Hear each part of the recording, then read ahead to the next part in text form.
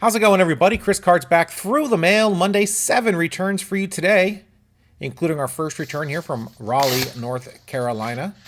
And we've got Mr. Bernie Carbo, former first-round draft pick of the Reds way back in 1965, 16th overall pick. Played 12 years in the Bigs, 5 for Boston, 4 for Cincinnati, 4 for St. Louis. He must have loved the color red. He was in it a lot. Did play for the Indians, as you see there on the 79 Topps card.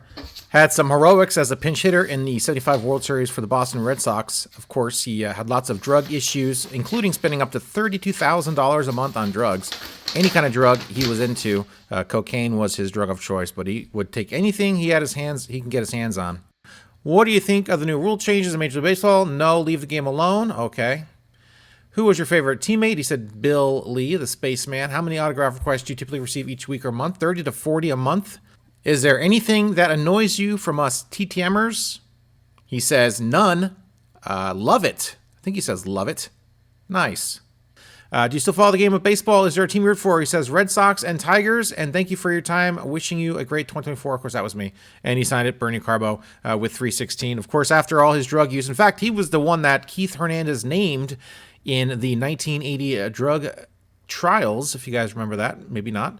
And pretty much Bernie Carbo went on to cosmetology school after he retired from baseball and kind of ruined his career as a hairdresser. Lost his shop and I got a lot of bad publicity for that. So I went on to coach a few more years after all that went down. And of course started Diamond Club Ministries, found again, of course, after all of his drug issues, and said he could have been a Hall of Famer, and said he threw it all away. He said he wanted to die. He had daddy issues.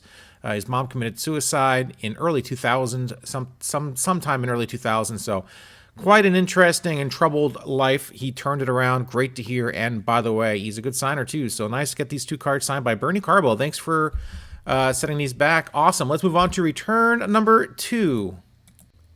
North Texas for our next return here. If I can get this open properly. There we go. We've got Mr. Dave Chalk in here. Dave Chalk, another former first-round draft pick, 10th overall, back in 1972 of the Angels. Of course, John Gamble not around to finish off this card, unfortunately.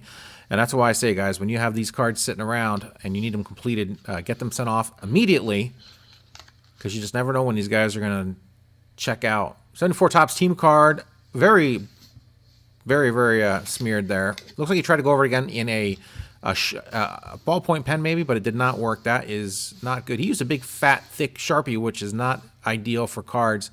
Might have to wipe that off and send it back and see if he can sign it again. I'm not sure. That's a bummer. But there you guys go. 74 Topps team card signed. And he was an all-star back in 73 and 74 for the Angels. So he's a good one to have on an Angels team card. So I might wipe that off and try to get it again. But there you guys go. A good year, 9-year career for him. 6 of those with the Angels. Retired after the 81 season. 2-time all-star, as I mentioned. Nice return from Dave Chalk. And yes, I forgot to take a photo with the cards. I think I did it a few weeks ago as well. So there you guys go. There's the information. And try not to do that, but happens every now and then. I'm in the zone. I'm doing TTMs, and I just forget to take a photo of the cards before I send it off. So let's move on, guys, to return number 3. North Houston, Texas for our next return. Return number 3 here. Not much in here at all. If I can get this envelope open. There we go. We've got Mr. Jeff Calhoun. Jeff Calhoun on a 1989 Upper Deck card signed for the set. Former 3rd-round draft pick of the Astros way back in 1980. In fact, 1988 was his last year in the Bigs. He only got into 3 games that year. He was a lefty, one-out guy for many years. And, of course, once these lefty, one-out guys stop getting lefties out, they usually end up out of the league. So Jeff Calhoun here signed an 89 Upper Deck card with very few stats on it from 88. 3 games he got into in 88, but I did send him off an 87 Topps card previously that he signed. I did not even know he had an 89 Upper Deck card until I came across it, so glad to get this signed for the set. Awesome return from Jeff Calhoun. Let's move on to our next return. Return number 4 is from Hartford, Connecticut. As we get into this 4, we got 7 returns total, 3 more after this. We got some answered questions.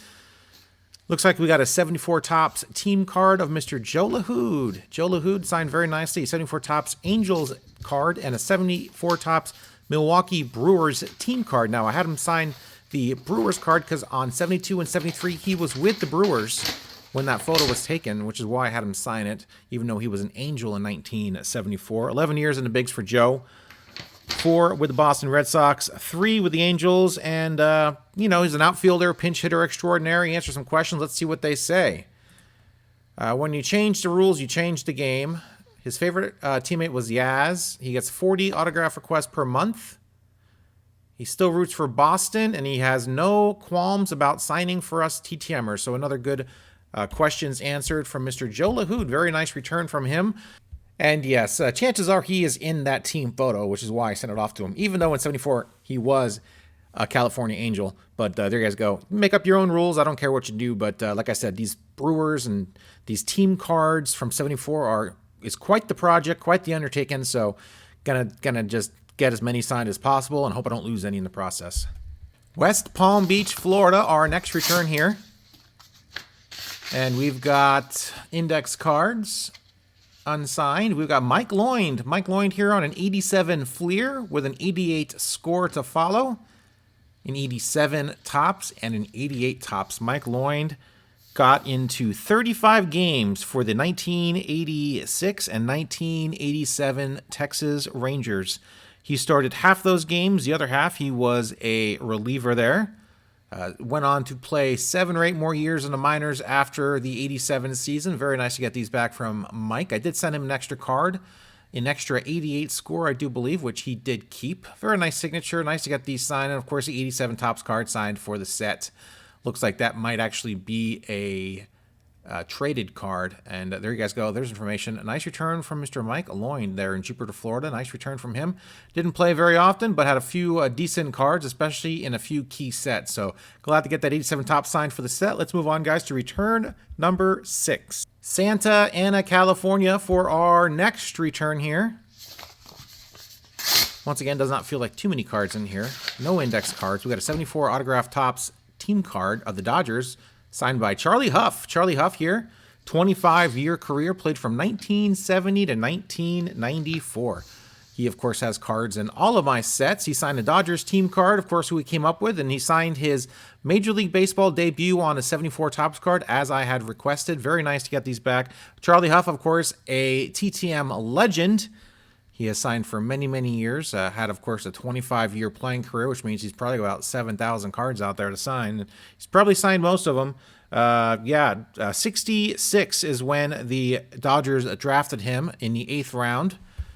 Glad to get him signed on the team card. Glad to get that done, as well as the autograph card, who I got to figure out how to send that to next. I see Nezra Smith and a few other guys on here that will not sign. Claude Osteen is on there. He's a possibility. Unless he died, I'm not sure. They're dropping so fast now, I can't keep up. He might be a possibility, but he might be gone too. So there you guys go. There's Charlie Huff's information. Awesome return from him. Let's move on, guys, to our final return of the day. Our final return, and it is going to be an interesting one, from Birmingham, Alabama. In fact, I got an answered question on the back of the envelope here. How did I get to Alabama? I married an Alabama girl and promised I wouldn't take her out of the South. And he did not. He is still in Alabama. Apparently, that's where I sent this off to Mr. Tom Dodd, former Portland Oregonian, former University of Oregon baseball standout. In fact, he was drafted out of the U of O back in 1979 by the A's. And I think I asked him how he ended up in the South from Oregon, and that was his response to the question. Let's get to the cards here. He did not have a major release. I think these are all minor league cards I found. He answered, of course, the questions. And he gave me a Go Ducks on the Royals minor league card here. Go Ducks. I did ask for a Go Ducks on one of the cards. Very nice from Mr. Tom Dodd.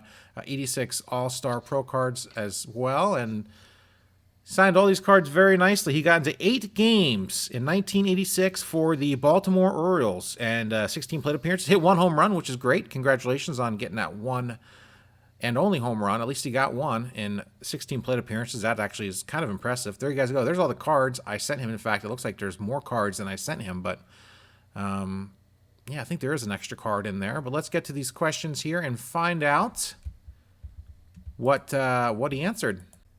All right, he got pretty wordy on me, so I'm going to do my best to translate all this. Looks like he's got pretty nice handwriting, though. There you guys go. Here's his question that he answered on the envelope. How did an Oregonian end up in Alabama? Which is what I asked there in the body of the message. Do you still follow the game? What do you think of all the rule changes? He said, I follow the headlines, but not day to day. I like the rules that speed up the game. And I think a lot of us probably are in that same boat. The extra inning second base guy, the ghost runner, I don't like any of that stuff. But the rules that speed up the game are great. Let's see here.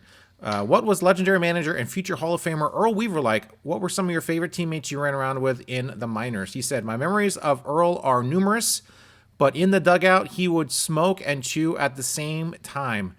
Matt Winters was a great baseball friend, he said. Do you get a lot of autograph requests? How many do you think you get on average in any given month? I said, it's a shame you never got a regular baseball card release from one of the big companies, but you would. You have a lot of very cool minor league cards. So many never made it to the show and got a Topps card, and you were a high draft pick, I said.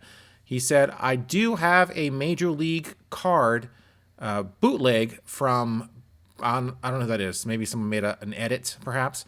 I still get a few a month, and I appreciate them more than ever.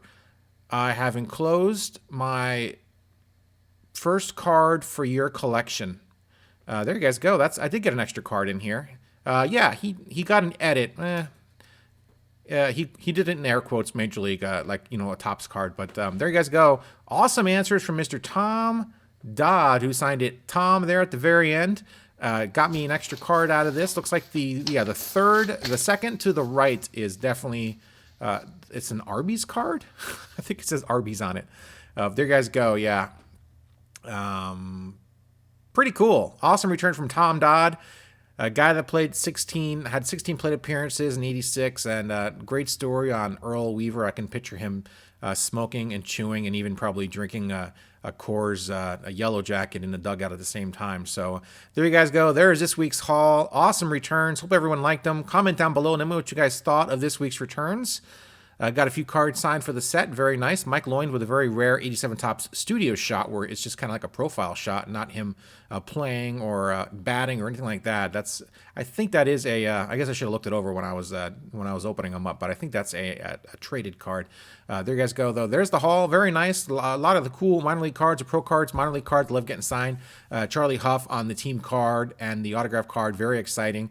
And yeah, that is it, my friends. This week's Through the Mail Monday. Had a great weekend last week. Monday, Tuesday, Wednesday. Went to see the Mets play the Gigantes, the San Francisco Giants, in Oracle Park. Had a great time. Of course, you guys, if you were following along on my what is it called? It's an Instagram. You would see some of the pictures I took, and are not much. I didn't throw too many pictures up there, but just generally where we sat, and of course how upsetting the first two games were. But we're glad we got a win that third game. Very happy to see Lindor go deep twice, and of course saw Pete Alonso's 199th home run on Monday, which was funny because I recorded every one of his at-bats, and the one at-bat I went up to get my wife something to eat, and I came back down. I actually left the line because Pete was up, and I left the line, and I got to about the top row of where we were sitting, and I just stood there and watched, and he just crushed it and had a great view of it.